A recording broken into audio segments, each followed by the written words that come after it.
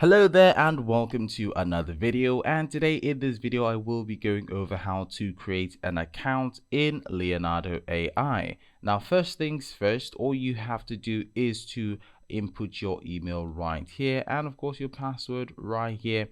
If you have an account already, then you can do this. If you do not have, so this is basically what you would do if you are looking to log in. You can log in via your Apple using Apple, Google, or of course your Microsoft account. So that's basically how to log in. And for sign up, there is this button right here at the bottom. All you have to do is click on it and it will highlight the fact that you can sign up for a new account still using these methods, right?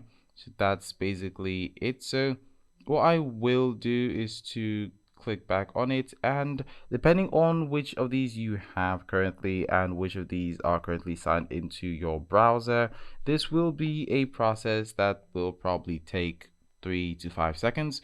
So I'll just click on this one right here, the one that says Google. You can click on whichever one and it should redirect you to another page. You should confirm some information and your account will be created. As you can see, it didn't really take much. It was just a matter of seconds.